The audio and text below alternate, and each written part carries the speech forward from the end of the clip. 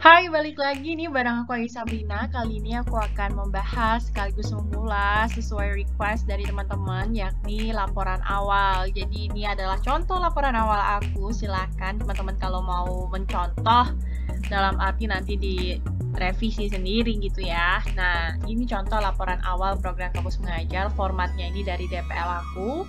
Jadi kurang lebih seperti ini. Jadi di sini nanti teman-teman isi dulu judulnya, terus baru identitas teman-teman, baik nama, NIM, SD sasaran atau SMP sasaran, minggu keberapa, berarti minggu pertama. Jadi dari hari Senin sampai hari Jumat atau Sabtu, tergantung sekolah dari teman-teman. Ini masuknya laporan awal. Nah, apa aja sih isi dari laporan awal? Jadi ada waktu penerjunan. Nah, pertama waktu penerjunan ini berisi penjelasan dari tanggal kapan sih teman-teman terjun ke lapangan itu, terus ngapain aja, terus waktu pelaksanaan juga observasi awal kan.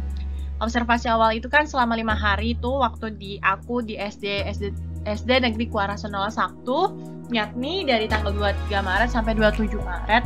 Di mana ini ada penjelasan singkat terkait hari Selasa aku ngapain aja sih, hari Rabu ngapain aja, terus Kamis juga, dan sebagainya. Jadi singkat aja.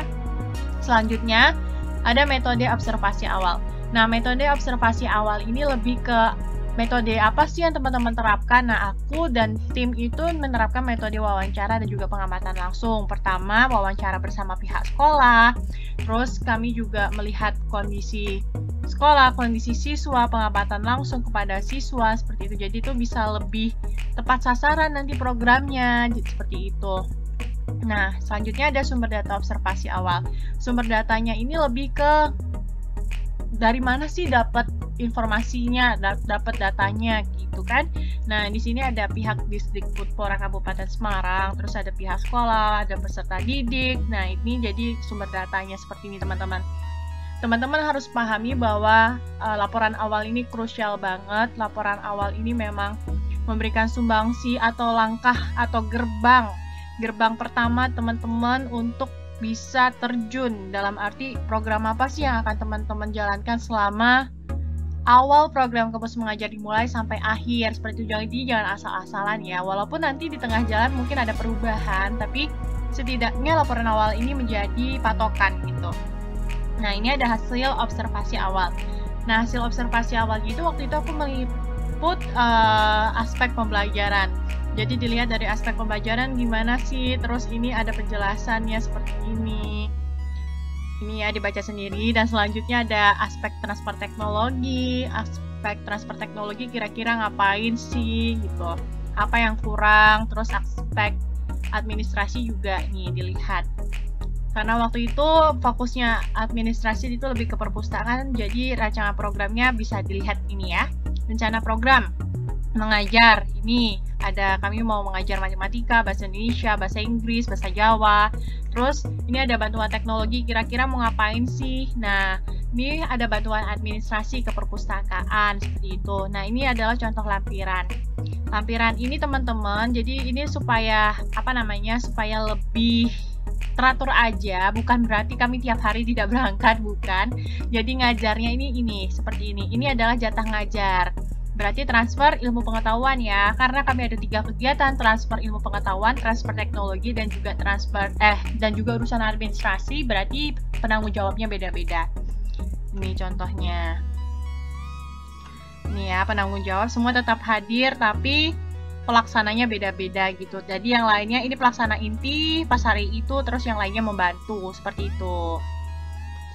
Ini adalah contoh hari pertama ke Disdikbudpora seperti ini.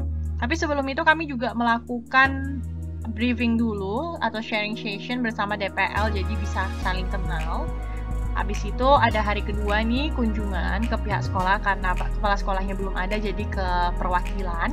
Baru hari ketiganya ke pihak sekolah, kepala sekolah, dan ini observasi.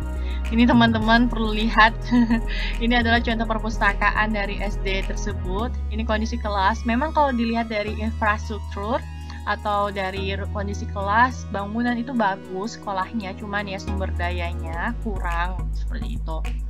Jadi kami harus benar-benar nih contohnya.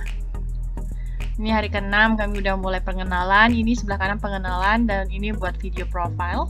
Nah, seperti itu. Terus ada tanda tangan, ini dari aku sendiri. Terus ada ini seperti ini, dan ini ada juga, ini adalah format laporan awal yang waktu itu belum ditandatangani. Jadi ini masih kasarnya, yang udah kumpulin, udah lengkap tanda tangannya dan sebagainya.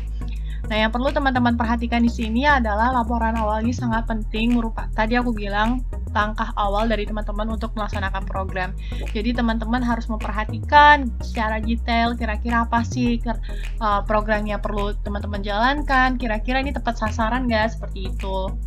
Nah, untuk kegiatan dari kampus mengajar di SD Negeri Kuarasan 01, teman bisa cek langsung Instagram atau YouTube Kampus Mengajar SD Negeri Kuarasan 01. Nah, demikian ya teman-teman. Semoga info ini bermanfaat.